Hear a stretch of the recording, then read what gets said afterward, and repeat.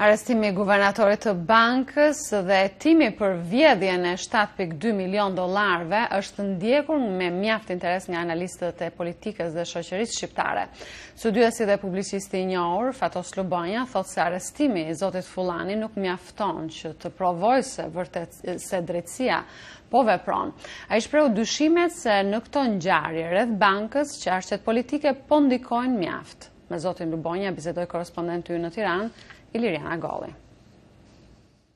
Zoti Lubonja, cili ishte përjetimi juaj i parë në çastin kur mësuat lajmin për arrestimin e guvernatorit të Bankës së Shqipërisë, Ardian Fullani, një lajm i rëndësishëm për gjithë opinionin publik? Po e papritur u duk, vërtet e papritur. E papritur pse jemi mësuar tashmë që drejtësia nuk vepron në këto raste. Me shumë pikpyetje në kokë, të pasgjidhura. Ja, ky ishte impresioni i parë. Të pasgjidhura në kuptimin çdo të thotë cila është intriga mbrapa, a punon drejtësia këtu apo është politika që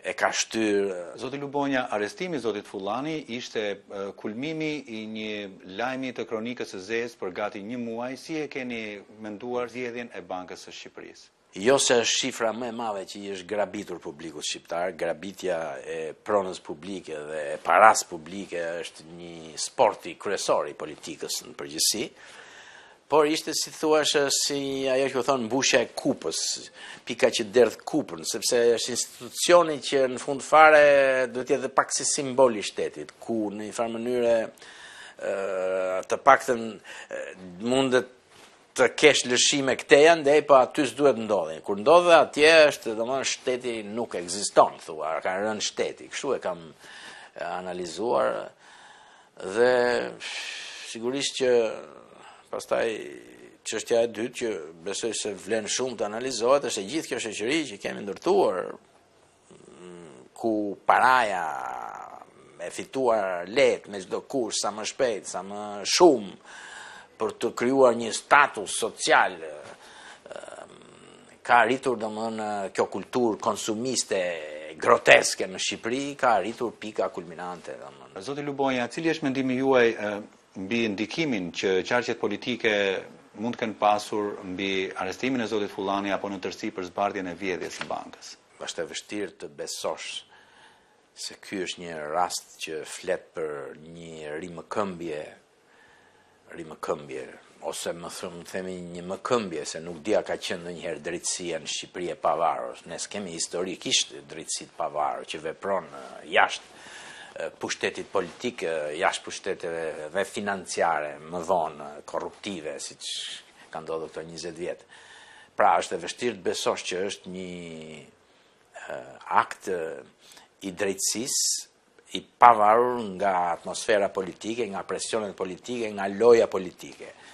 Në këtë aspekt mendoj që arrestimi i Fullanit dhe mosprekja e politikanëve dhe veçanërisht mosprekja e askujt që është sot në pushtet, sepse mos harrojmë që kanë dalur akuza të tmerrshme për njerëz vrasës në parlament, për domthon akuza lidhur me maçorancën, pra të bënd mendosh që Fullani ndoshta ishte një pike dobët që mundet të sakrifikohej një kokë si kokë turku për të krijuar, plus që ndoshta edhe rasti konkret është pak mund të ketë prova të pa duhet presim dhe drejtësinë. Keni diçka për të komentuar lidhur me atë që shpesh quhet këtu kultura e mos ndëshkimit të krimit dhe të korrupsionit? Mendoj që padyshim prova ka dhe ka pasur edhe me film, me kamera, siç i kemi parë, dhe i kemi më të fuqishëm ata që janë kapur me këto prova.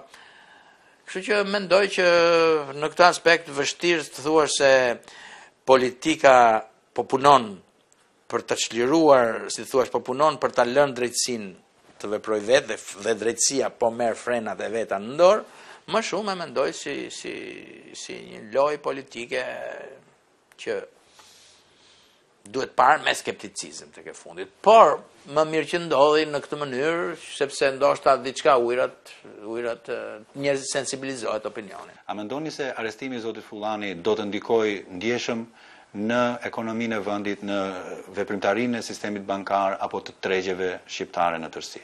Nuk mendoj, sepse si që patë u vrave një drejtor banke para disa kohësh dhe u tha shumë çka.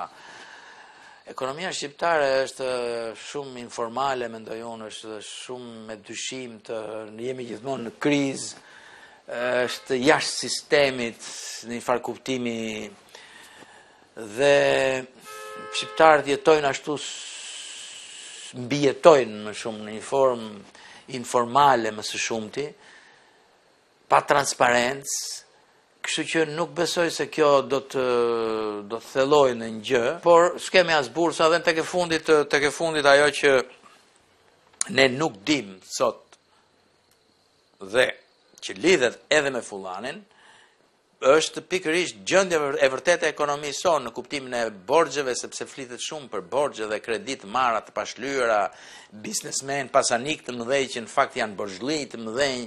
E gjitha kjo është një thashë themnaje e përgjithshme, para droge që pastrohen nëpër banka dhe që mbushin ekonominë, dhe e gjitha kjo tek neve vazhdon të mbetet e pa zbuluar, e pa qartë, jo transparente. Dhe besoj se edhe ikja e Fullanit nuk do të hedh në i dritë për këtë. Duhet një aksion shumë radikal. Zoti Lubonja, ju faleminderit.